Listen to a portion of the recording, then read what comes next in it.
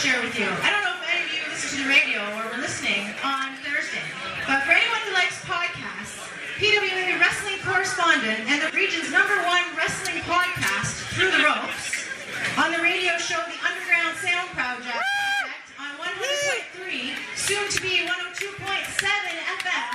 Visit radiowaterloo.ca and check out past reviews of our PWA shows and all of our events and interviews of PWA alumni such as me, the Ace of Spade, Corey Spade.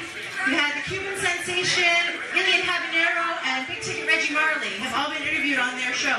So please check them out, give them a like. They are here in the house this evening. They're great, so please visit them and tune out on Mondays from 2 to 4 and Thursdays from 4 to 6. Remember, that's 100.3, soon to be 102.7 FM. Like what you hear? Why not drop a line at www.radiowaterloo.ca. Or if you would like to request a song, check out Radio Waterloo on Facebook and Twitter. Or call us at 519-884-2567. You are listening to the new 102.7 CKMS FM.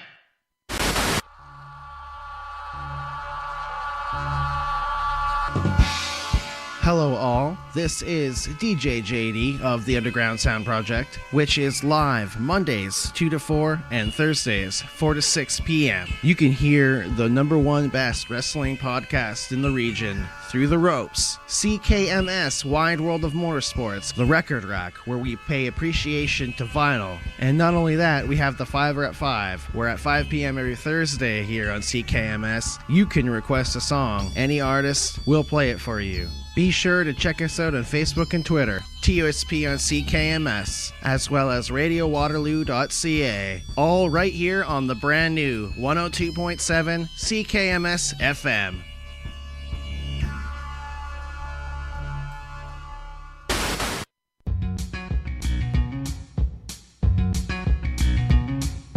Nice.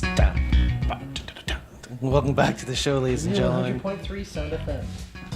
On soon to be 102.7 Sound FM. Yeah, CKMS, we're dropping the Sound FM. Sorry. Yeah, but right now we are Sound FM. And on our mobile friendly soundfm.ca/listen Rogers Digital 946. So check us out there. Man, we're so pumped to be able to have Eddie Osborne come in a little bit. We're going to wrap up our PWA review of this past weekend, and that was quite the event where we saw the return of TSP and CKMS alumni Ilian Habanero made a surprise turn in a match with Paul Wright, and the Cuban Sensation makes a huge surprise return to the Alpine Club, and a huge eruption from the crowd for a fella with a broken ankle. That did not stop Cuba from putting all of what he's been holding in for months. And a big shout out to Coop60Man, I believe is his YouTube name, who got to stand at the entrance to record his pops or wrestle for, I believe, I like how Cuba will do anything to keep adding to his library database of all his matches that he posts to social media. He posts matches from all the time through his whole career. And Cuba got some crazy air at some points of the match while he ran into Paul, landing on the wood of the Alpine Club floor. Of course, after a couple of finishers, Cuba got the W on Paul Wright. Long time, both these guys in the PWA for a long time. That's a ginger guy. Redhead guy. He's been in the PWA for a long time. Josh Alexander defeated Hardcore Hick with Mr. Twisted. That was the next match, and this match was definitely one of more of the interesting ones of the night. I say that it started off looking like it wasn't going to be one of the top matches of the night, but it took a while, and I mean a while, to get this cold crowd warmed up. The kids got bigly, as Trump would say, bigly, involved with this match, perhaps the most of the whole entire night, I think. And the Alpine Club nearly filled with Ass Pirate chants, as well as "You Sucks" directed towards Josh Alexander. Walking Weapons back started to bleed somehow. I don't know if he had like a mole or maybe someone cut him or what, but it was this bleeding. It was pouring all over his back. Pouring. No. But it was dripping all the way down, and some people were pointing it out, just letting him know. And Hick gave Josh his version of a bulldog, and at this point, both sides, great moves midway from the match and that point on. And Hick put Josh into a nice sidewalk slam, which I think possibly emptied his meter. Although Josh had some good comebacks, like a shot right to the kisser, it even made me shiver. Gotta love Canadians in wrestling, though. Alpine Club all giving a literal heads up to performers like Watch the Roof. There was a climax where Hick ended up getting legitimately winded on the hard, cold Alpine Club wood floor. The whole Alpine Club looked concerned, and you could even hear the pretzel machine turning. That's how quiet it literally got. Like, he was on the floor. We didn't know if he was out. Hick looked like he was done. And it was absolutely thrilling to see that match and how he came up from that. And even though he held on for a few more minutes, ultimately Josh Alexander got the best of him. And it was really amazing to be a part of a standing ovation in the Alpine Club once that match ended, going into the intermission. And big ups to those guys for that great match. Pepe went to talk to Hick, actually, after the match. Tell us about what happened. Well, I just went over to Hicken just to say thank you for putting your body through that, because he took a pretty mean-looking pile driver, and I just thanked him for putting his body on the line just to entertain us. And he said that stuff was... he said, thank you very much, I appreciate it. And I told him that pile driver looked very scary. He's like, yeah, it was scary as blank. I don't swear. S-H. Yeah, scary as poop. Pepe doesn't swear. So he patted me on my shoulder and just said, thanks, man. So, and then Pepe got some inside dish there. I was saying thank you.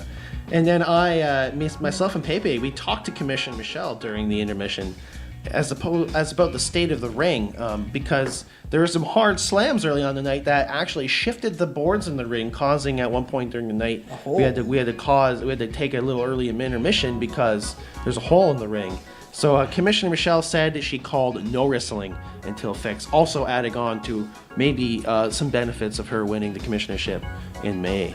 And then I spoke to Cuba about his surprise comeback, and he told us that he is still injured and his ankle has been broken for only 2 months. You know how Corey Hart was saying last week that Commissioner Michelle makes some of the wrestlers injured. So some of the wrestlers wrestle injured. We don't know. Well, that all adds to the swirling rumors behind this commissionership. But the night it all kicked off, it kept going after that intermission when Lenny Lilac came out after Mr. Atlantis was basically challenging a strip down, pose down.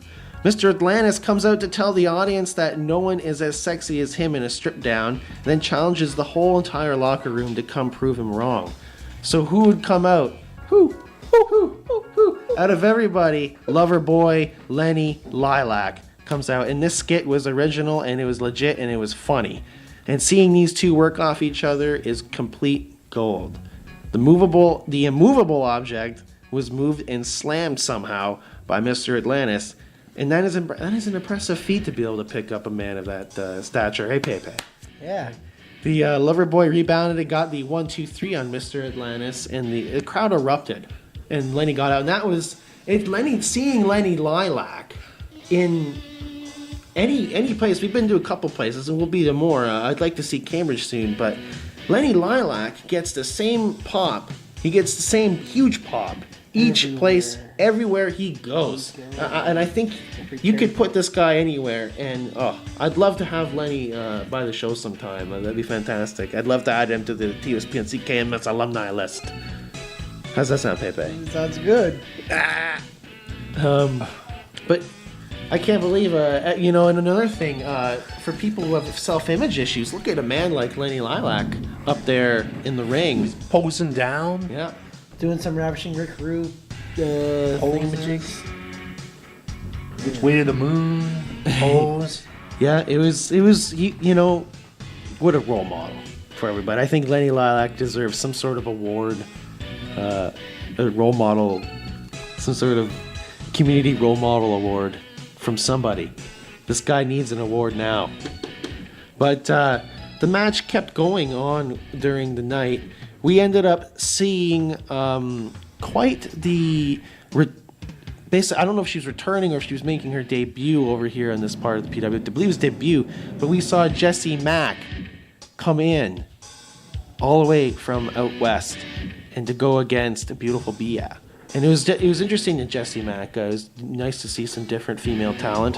And Bia has since improved since her injury last year and her comeback at the Beehive Hall. When was that? In January?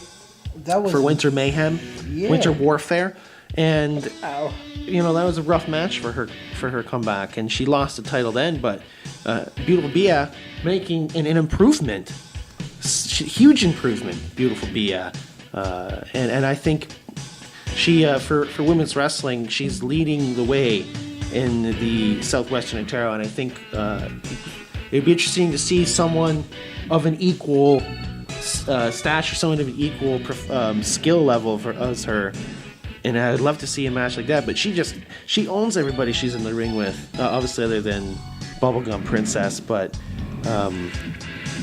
we did see a lot of back and forth though at points during this match.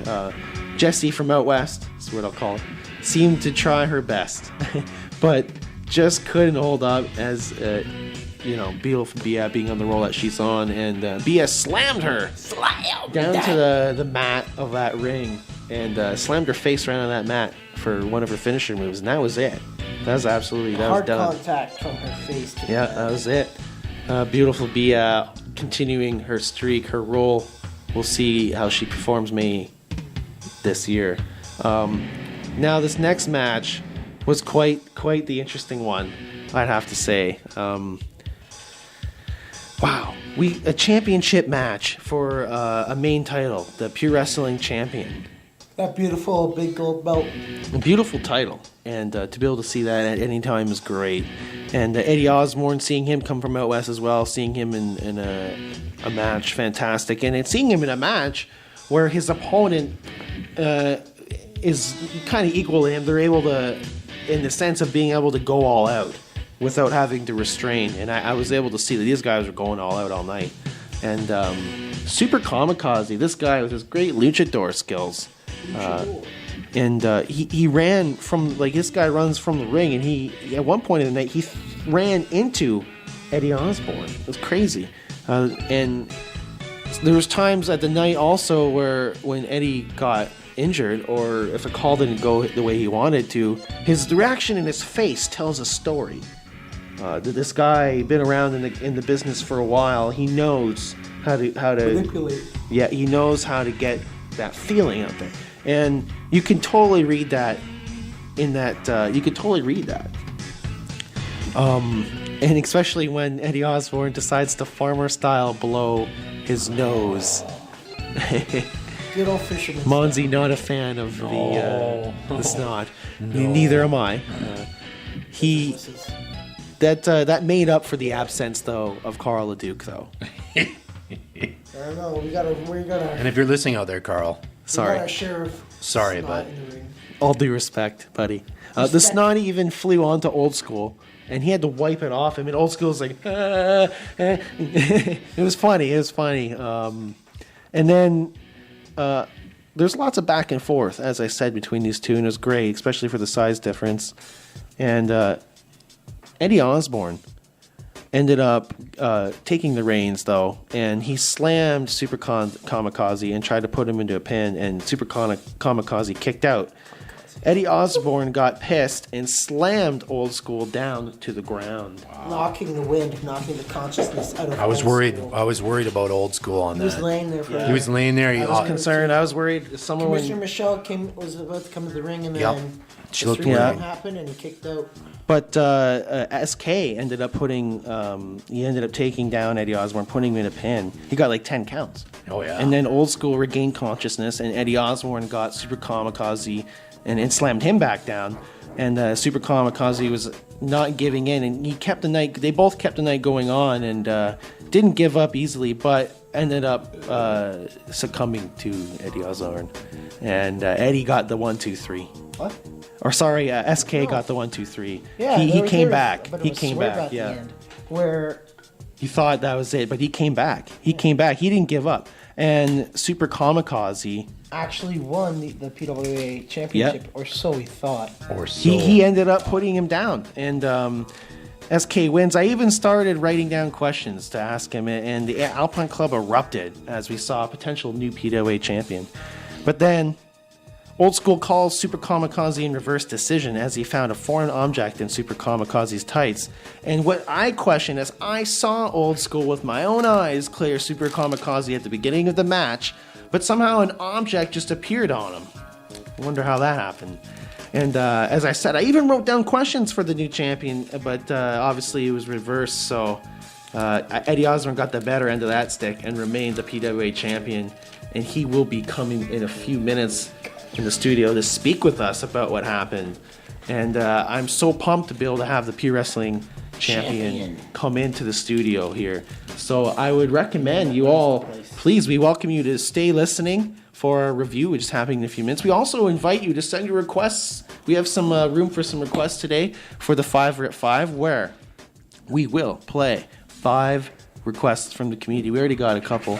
And you can call us 519-884-2567. You can tweet us on Facebook and Facebook, TSP and CKMS, or Radio Waterloo and TSP and CKMS. And we love to hear your requests. You can message us too. Yeah, that's fantastic. On our personal. Yeah, that's fantastic 226 right there. Oh. So we're gonna take a quick break. We're gonna go find where Eddie is, and we're gonna come in the studio here and have the Pure Wrestling champion in the TSP on CKMS show right here on 100.3 Sound FM. soon to be 102.7. Don't touch that dial. This is DJ JD, Pepe. Monze. and we are in for another hour and 7 minutes. Do not touch that dial. We're gonna play the winner with So We Thought, Super Kamikaze. We're gonna play his theme song, Let's Start a Riot by 3 Days Grace, right here on TSP on CKMS. Do not touch that dial. The champ's in the studio. He's in the house. We'll